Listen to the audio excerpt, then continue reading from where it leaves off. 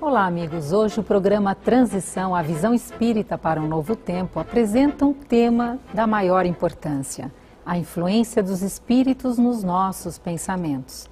Para abordar esse tema tão importante, o nosso querido orador, divulgador da doutrina espírita, nosso querido Divaldo Pereira Franco. Obrigada pela tua presença, Divaldo.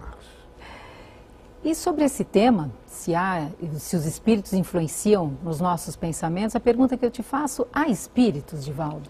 Sem dúvida. Allan Kardec, aliás, no capítulo 1º de O Livro dos Médiuns, faz essa interrogação. É uma análise a respeito da sobrevivência da vida, a disjunção molecular do corpo material. Depois que ele faz essa interrogação, ele conclui que sim, porque os fatos históricos, sociológicos, de toda a tradição da humanidade confirma: a morte não é o termo da vida, é uma porta que se abre na direção da vida. Existem sim os espíritos. E se eles existem, eles interferem nos nossos pensamentos? Antes de você responder, nós vamos saber o que o povo pensa a respeito desse tema, o pensamento, a influência dos espíritos no nosso pensamento. Você acredita que os espíritos influenciam na nossa vida? Eu acredito que sim. Vai da cada um como acredita, da forma que acredita, né? Se for espírito mesmo assim, não influencia pelo fato que a gente não tem contato muito com eles. Eu acredito que não. Não acredito em espírito. Morreu, já era. A minha religião acredita que sim. Que existe... não sei, fala muito de espíritos obsessores, que a gente vem com isso e tem que passar essa vida com eles. Então eu acredito. Porque quando a gente reza para as almas, a gente acredita que elas podem fazer alguma coisa. Então eu acredito sim. Não sou espiritualista, sou católica, mas não praticante, mas eu acredito sim. É curioso notar que ainda Allan Kardec fez exatamente a mesma pergunta. Interferem os espíritos em nossos pensamentos, palavras e atos? E os espíritos responderam: mais do que supondes, a ponto de que somos nós que vos conduzimos. Numa resposta sintética, poderia dar a ideia de que nós somos marionetes e de que os espíritos nos manipulam. Não é exatamente assim. Mas eles deixaram perceber que, em face das nossas vibrações, da nossa conduta, dos nossos pensamentos, atraímos espíritos semelhantes. E então eles nos influenciam, inspiram-nos, seja para o bem, seja para o mal. E em determinados momentos essa influência torna-se poderosa, levando-nos às palavras, conduzindo-nos aos atos. Em realidade, os espíritos interferem bastante em nossos pensamentos. E de que forma eles penetram nos nossos pensamentos, Divaldo? Através dessa lei de afinidades. Dize-me com quem andas, eu te direi quem és. Aqui nós diríamos: dize-me quem és, eu te direi com quem andas. Em face dessa nossa conduta mental, os hábitos, tanto de natureza mental como de natureza comportamental, atraem espíritos na mesma faixa vibratória. E em face disso há um tipo de telepatia. Eles mandam essas vibrações em ondas e nós captamos. Aliás, o Espírito André Luiz, através da mediunidade soberana de Chico Xavier, refere-se a esse tipo de ressonância, como se fosse uma onda projetada e que ela ressoa na acústica da alma daquele a quem é dirigida. Lentamente chega a primeira ideia, depois nós começamos a pensar na ideia e em breve daquele monólogo estabelecemos um diálogo, o que pode levar, quando se tratam de espíritos perturbadores ou maus, a transtorno de conduta, a obsessão. E quando se trata de espíritos familiares, amigos, espíritos nobres, guias da criatura humana, levar-nos aos grandes ideais. E Divaldo, como então, no dia a dia, no cotidiano, como separar, como saber quando o pensamento é meu ou quando ele vem de um espírito? Se nós estamos tranquilos e começamos a reflexionar, é naturalmente um pensamento do próprio indivíduo. Mas às vezes nós estamos pensando uma coisa curiosamente tranquila e há uma interferência. como que dispara uma flecha mental e aquilo interfere. É um pensamento perturbador. Outras vezes estamos numa angústia e de repente vem uma calma e logo uma ideia tranquila. Allan Kardec, abordando a questão, refere-se que muitas vezes em nossos conflitos estamos em dúvidas ante uma decisão e não sabemos quando o pensamento é nosso ou quando ele é inspirado. Então Allan Kardec sugere que nós oremos, procuremos um estado de paz e o primeiro pensamento nós procuremos segui-lo, porque é um pensamento inspirado. Divaldo, por que é importante nós sabermos distinguir, nós sabemos diferenciar quando um pensamento é nosso e não é? Para podermos adquirir a nossa própria identidade. Através da nossa auto-identificação, nós conhecemos o nosso caráter, os nossos valores, as nossas possibilidades e poderemos também administrar essa interferência, não permitindo que os pensamentos perniciosos terminem por tornar-nos pessoas amargas, pessoas prevenidas, armadas umas contra as outras, ou em estados depressivos, angustiantes, melancólicos, nem também no estado de exaltação, de uma euforia, que nada tem a ver com o nosso estado psicológico, transmitida por espíritos frívolos. É muito importante sabermos quando o pensamento é nosso ou quando ele vem de algum ser espiritual. E através de que tipo de pensamento nós podemos saber se esse espírito é bom ou mau? Primeiro, pela sensação que nos transmite. Sim. Allan Kardec chama isso a lei dos fluidos. Nós podemos até mistificar na voz, apresentar uma tese muito nobre, mas as sensações que transmitimos são a nossa realidade. Quando os espíritos não são bons, eles podem até usar propostas intelectuais, apresentar sugestões ético-morais, mas a sensação que transmitem, portanto, os fluidos, as energias que os tipificam, caracteriza-lhes o estado de superioridade ou de inferioridade.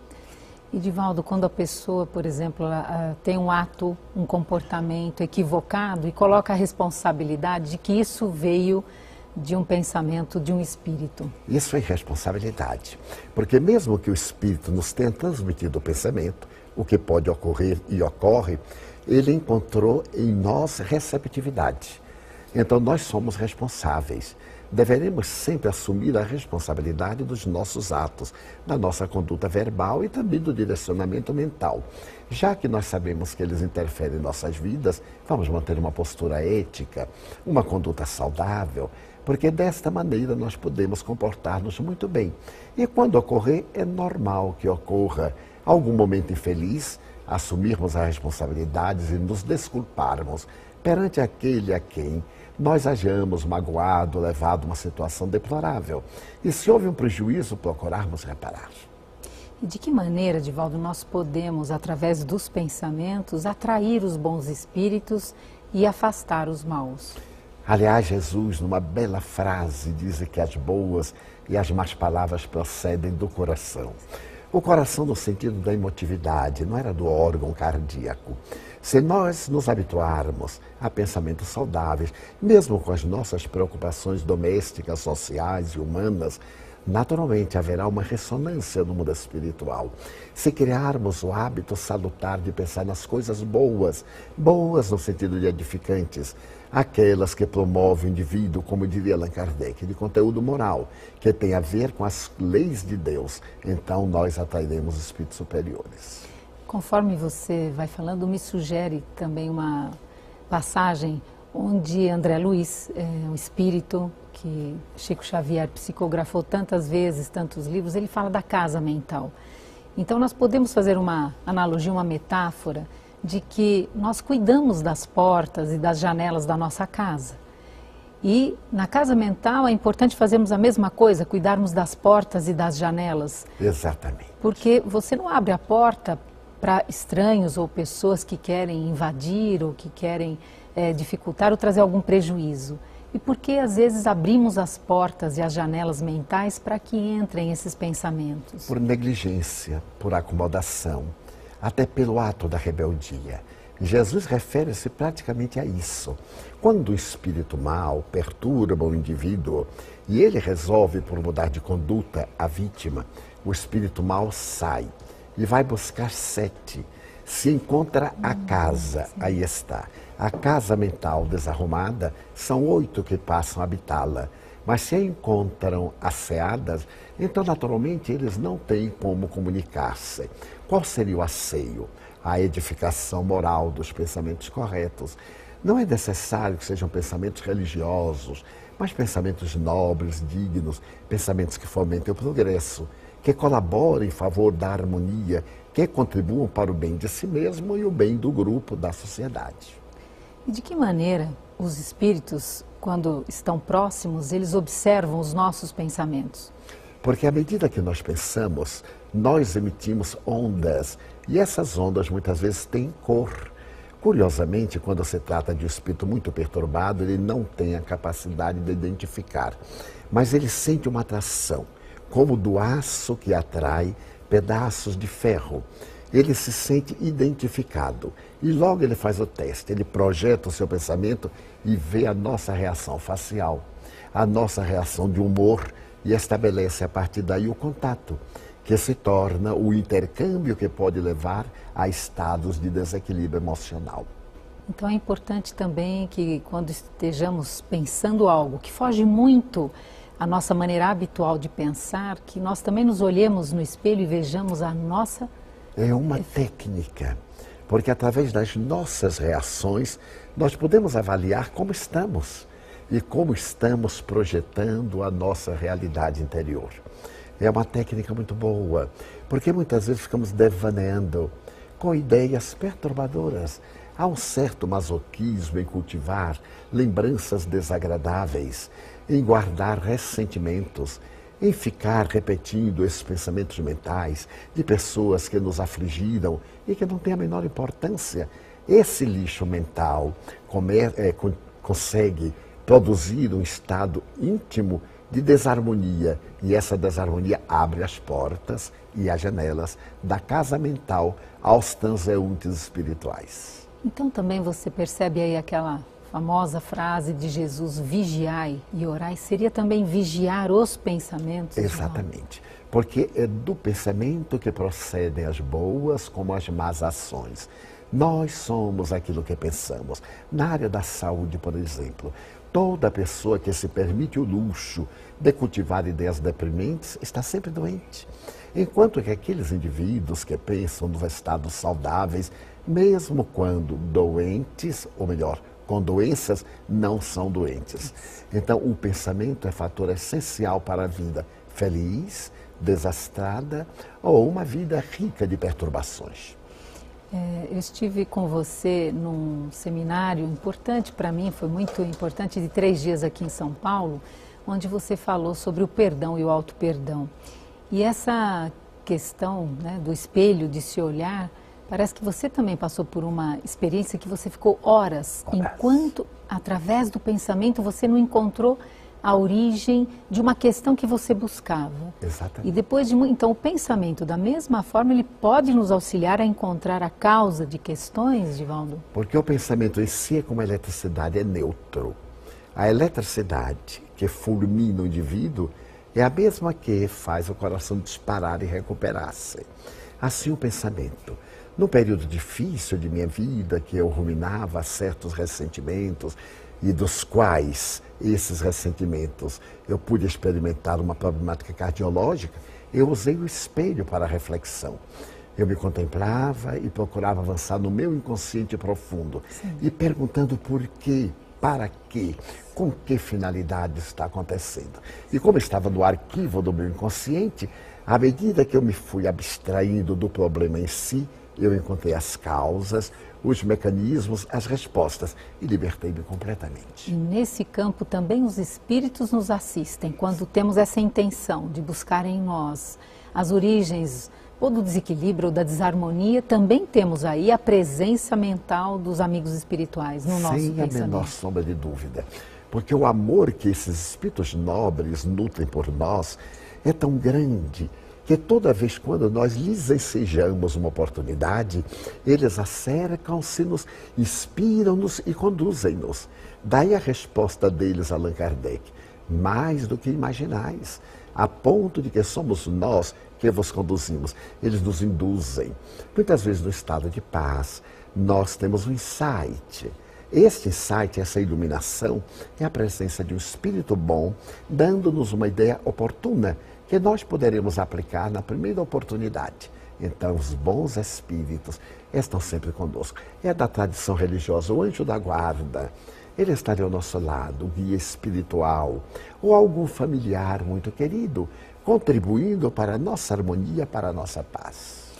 Divaldo, então, como você falou agora há pouco que o pensamento é neutro, assim como a eletricidade, então afinidade e sintonia, que também são palavras neutras, afinidade e sintonia, não é? E hoje o tema, a influência dos espíritos nos nossos pensamentos. Deixamos uma pergunta no ar a respeito da afinidade e a sintonia. Como o professor Divaldo já nos disse antes, a eletricidade é neutra, assim como o pensamento também, e é uma questão de afinidade e sintonia conosco mesmo e essa influência dos espíritos. Como você vê essas duas questões, Divaldo? De acordo com o emocional, nós temos a faculdade de emitir os sentimentos, muitas vezes sem nos darmos conta. E como existem espíritos em faixas vibratórias equivalentes, ao captá-las, eles acercam-se. Chamaremos isso de uma afinidade emocional, ou de uma sintonia de natureza vibratória. Todos nós temos esse tipo de sintonia. Identificamos-nos com aqueles que são parecidos conosco. Identificamos-nos nos ideais, nas profissões, nos sentimentos, nos relacionamentos. Assim também no mundo espiritual ocorre o mesmo fenômeno. Isto porque os espíritos nada mais são do que as almas dos indivíduos que viveram na Terra, despojados do corpo material. O seu caráter, a sua emoção, a sua conduta é a mesma. Porque o fascinante é que a morte não modifica a ninguém. Cada qual morre ou desencarna conforme viveu e prossegue com sua antiera. Daí essas afinidades, essas sintonias são fenômenos naturais das vibrações que vigem no universo e que nos identificam na Terra ou fora da Terra uns com os outros. Divaldo, então, no dia a dia, uma reunião, por exemplo, de negócios, estão ali os espíritos interferindo no pensamento das pessoas. Também nas grandes descobertas científicas, também na alta tecnologia, na ciência, na medicina, em todas essas situações nós podemos ter essa visão, que espíritos, que são aqueles que não têm o corpo de carne, estão interferindo. Sem a menor dúvida. É curioso notar muitas vezes que o indivíduo está num ideal, trabalhando exaustivamente para lograr o êxito, e chega um momento de desânimo. Os insucessos são tantos, as experiências malogradas, e naquele momento a pessoa diz, não vou tentar mais. E súbito um ânimo novo, uma energia diferente, um entusiasmo. Não, já cheguei até aqui, não vou parar. É uma interferência espiritual. Muitas vezes nos grandes negócios, o indivíduo pode estar sendo arrastado por alguém mais astuto e deixa-se levar porque acredita no outro. E súbito, em face da sua vida superior, de conduta nobre, ele para e diz algo, parece que não está bem. Ele pressente. Este pressentimento é uma intuição, é uma interferência de um espírito bom na sua vida. Como também no sentido oposto. A pessoa está em paz e de repente chega-lhe uma ideia tão perturbadora que ele tira a tranquilidade e ele começa agora a ruminar pensamentos que são muito destrutivos. E aquela alegria e paz de que ele se encontrava possuído cede lugar a um transtorno, interferência de um pensamento espiritual negativo. E nesse caso, Divaldo, a oração, a prece, qual é a importância que tem nesse momento? É uma importância relevante, porque é terapêutico. Se neste momento que vamos escorregando, dissemos, meu Deus, e dermos o nosso grito silencioso, falarmos com Deus. As pessoas sempre pensam que orar é deter-se em palavras repetitivas, em monólogos exaustivos sem a contribuição do coração. No entanto, no momento deste, nós damos um grito à divindade, meu Deus, ajude-me. E mudamos a paisagem mental, o direcionamento da nossa aspiração Logo, aquela neblina que nos perturbava cede lugar ao sol da paz. E nós voltamos à harmonia, levantamo-nos e até dizemos, ufa, que coisa curiosa, como eu estava derrapando na direção de uma coisa desagradável. A oração é preventiva. Ela é, portanto, uma terapêutica especial para prevenir males e é também curativa. Mesmo quando se instala o processo negativo, um processo morbífico, a oração contribui maravilhosamente para o refazimento de forças. E o indivíduo se restaura porque ele vincula-se a Deus. E esses pensamentos, eles podem, como você já disse no bloco anterior, estar ligados às questões físicas, de saúde e de doenças, questões emocionais, as questões dos próprios pensamentos que se ruminam. E eu fiquei pensando, Divaldo, que nós aprendemos a evolução da Terra. Primeiro aparecem os minerais, depois vêm os vegetais, os animais, o homem. E o que de mais avançado até o momento no homem, a mente e os pensamentos, não é? E as pessoas não param para se perguntar o que vem depois nessa evolução. Exatamente. Vem a intuição, o estado de vinculação psíquica com o cosmo. Um dos grandes terapeutas neuronais, o Dr. Robert de Rops, que foi discípulo de Pedro Ouspensky, que foi discípulo de Gurdjieff, dizia que na criatura humana há um estágio de consciência. Ele dizia que era o 5º nível de consciência, a consciência cósmica. Sim. Nós vamos encontrar isso aqui na Terra. O apóstolo Paulo, em determinado momento, já não sou eu quem vive, é Cristo. Madre Teresa de Calcutá, eu sou um lápis na mão de Deus. Sim. Chico Xavier, eu sou um amanuense dos espíritos. Pasteur, a minha vida é a caça ao micróbio. Então esse é o pensamento cósmico. Nós saímos do raciocínio extraordinário, da razão de natureza horizontal, para alcançar agora a grande vertical do pensamento divino. É o período da intuição, em que a verbalização escrita, o oral, cede lugar à onda do pensamento. E que dizer aqueles, Divaldo, que colocam a culpa em Deus pelos pensamentos? Como Deus permite que os maus espíritos possam atrapalhar os meus pensamentos, Divaldo? Da mesma forma que permite que os bons possam contribuir em favor dos pensamentos saudáveis. Deus estabelece leis de harmonia. A nossa opção pessoal, o livre-arbítrio, é que vai de encontro com aquilo que pode nos acontecer de bom ou de mal. Quem é que não sabe que os maus pensamentos corrompem os sentimentos? Todos sabemos, pelo óbvio, que podemos esperar do pântano, senão podridão, miasma e morte. Porque optamos pelo pântano ao invés do jardim. Se nós buscarmos o jardim da paz, dos pensamentos saudáveis, é claro que teremos perfume. Mas se nós cultivarmos cadáveres mentais, ressentimentos, estaremos no pântano. Dir-se-á. Mas nem sempre se pode estar do bom humor. Mas é lógico, nem sempre. Por isso mesmo que toda vez quando saímos do bom humor, precatemo-nos. Transitemos pelo momento difícil e voltemos às nossas origens. Então isso é muito saudável. Voltando, porque vem ao meu pensamento a lembrança desse seminário que estivemos juntos e eu gostei muito quando você na época disse que quando vier um pensamento ou um sentimento, tenha, mas não mantenha. Exatamente. Porque é uma maneira também de você não rechaçar. Então ele vem, porque muitas vezes no dia a dia, você acabou de falar, uma contrariedade, exato, uma dificuldade, filhos, trabalho, casa, relacionamento, cônjuge, mãe, pai. E então, assim, estamos aqui com um pensamento tão elevado, tão sereno, o tempo todo, 100% do tempo? Não, mas quando você disse deu essa resposta a uma pergunta que te fizeram, aqui também se pode aplicar. Se um pensamento vem, ter um pensamento é uma coisa, mantê-lo é outra. Ainda diria mais. As pessoas me perguntam, mas quando eu tenho um mau pensamento, o que fazer? Já que a pessoa não pode deixar de pensar, toda vez que tiver um pensamento perturbador, negativo, substitua-o por um pensamento bom e positivo.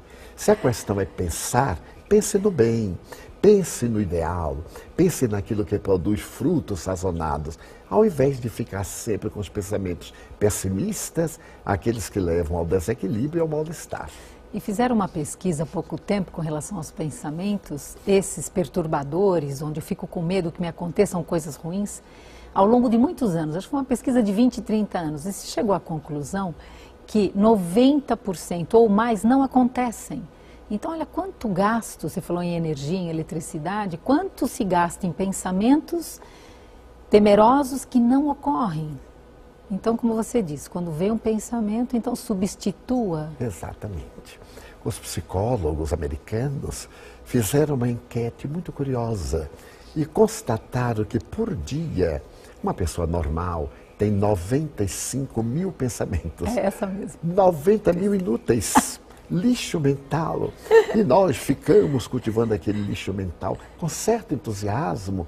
E há pessoas que afivelam a máscara do sofrimento e da miséria moral para provocar compaixão e ressumam somente doença, morbo, desequilíbrio. Então, que esses 5 mil pensamentos, nós selecionemos alguns que sejam positivos. E, curiosamente, à medida que nos habituarmos aos bons pensamentos, criamos também um condicionamento. Sim. E eles fazem-se automaticamente, repetem-se automaticamente. Como psicóloga, você sabe que se nós jogarmos no inconsciente ou vier do superconsciente uma ideia, e nós criarmos o hábito, repete-se. Sim. Então alguém me diz, mas o que é educar? Criar hábitos saudáveis, pensamentos saudáveis. Eles se repetem automaticamente e tornam-se uma segunda natureza.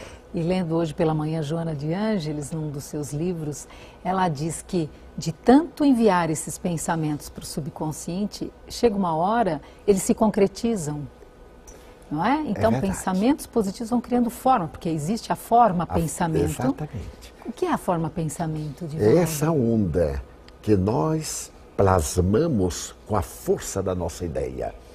Então, construímos de maneira psíquica essas formas que mais tarde atacam-nos, porque passam a ser alimento da nossa mente.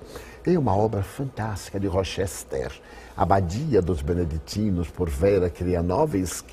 Ele fala de um recanto na Espanha, um velho convento, onde indo-se, ia-se encontrar formas de pensamentos agressivos, esses miasmas, vibriões mentais, expressão muito comum no espírito André Luiz, e que todos nós temos, mas também nós temos emissões superiores, que essas devemos cultivar para serem absorvidas. Então nós criamos a palavra psicosfera.